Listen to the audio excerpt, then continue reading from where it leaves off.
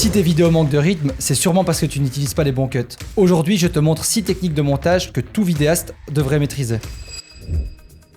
Le jump cut, c'est le plus simple, mais aussi l'un des plus utilisés sur YouTube.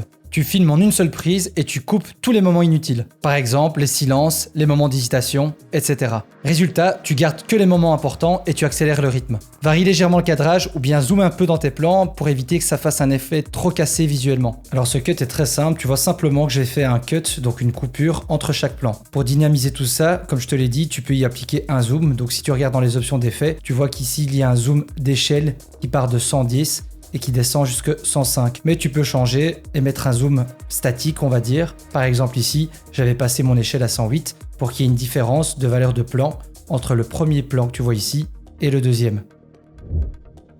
Alors celui-là, on peut dire que c'est un cut audio. Soit le son va commencer avant l'image du plan suivant et donc former un espèce de J dans ta timeline pour donner le J-cut qui va consister à faire commencer le son de ton deuxième clip plutôt à la fin de la première vidéo. Voici le résultat.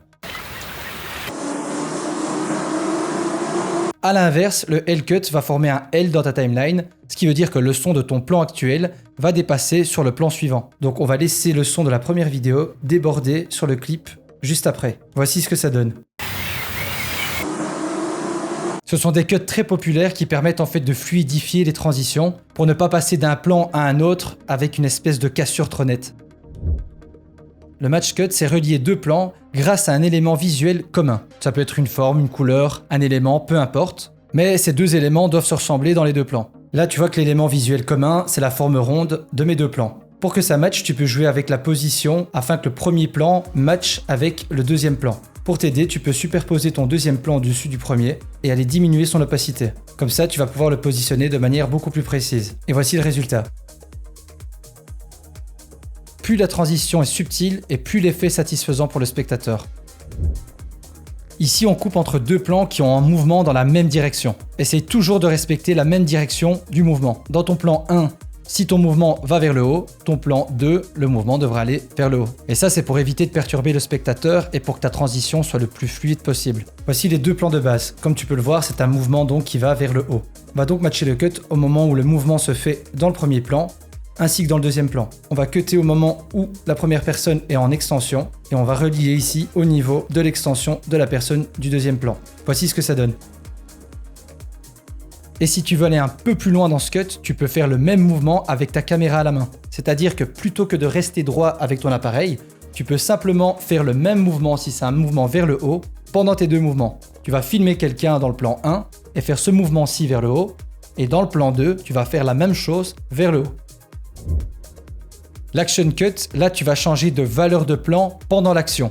Par exemple, tu vas filmer la même action avec un plan large, donc de plus loin, et ensuite tu refais la même action avec un plan plus serré. Donc tu auras filmé deux fois la même scène, mais avec des valeurs de plan différentes. Dans cet exemple, je vais te montrer que tu peux aussi réaliser ce cut avec un seul plan. On va repérer l'action qui nous intéresse, par exemple au moment où la personne boit son café. On va se mettre juste ici et faire un premier cut. Là maintenant, sur la deuxième partie de ton clip, tu peux aller zoomer dans ton image et recadrer ton sujet. En faisant ça, tu es sûr de faire ton cut au bon endroit au moment de l'action. Voici ce que ça donne. Fais attention à bien cutter en plein milieu de l'action, pas trop avant ni trop après, sinon le cut ne sera pas agréable visuellement. Et donc tu vas perdre l'impression de fluidité. Ça, c'est l'art de surprendre le spectateur. Là, tu vas passer brutalement d'une ambiance à une autre. Et souvent avec un gros contraste visuel et ou sonore. Le premier plan est un plan, on va dire, horreur, au moins qui amène une certaine tension. Et mon deuxième plan est un plan plutôt joyeux, avec des couleurs beaucoup plus vives. Comme je te l'ai dit, pour aider la transition entre ces deux plans, tu vas devoir utiliser non seulement l'ambiance visuelle, comme tu peux le voir, j'ai fait exprès d'exagérer certaines couleurs, comme le bleu, j'ai mis beaucoup de contraste, les tons foncés, etc. pour avoir une image qui tend plus vers la tension. Et pour ce plan-ci, je l'ai voulu volontairement beaucoup plus clair, avec donc beaucoup plus de lumière. Mais ce n'est pas tout, j'ai aussi joué sur les différentes ambiances sonores. Je vais te laisser écouter pour que tu puisses avoir une idée.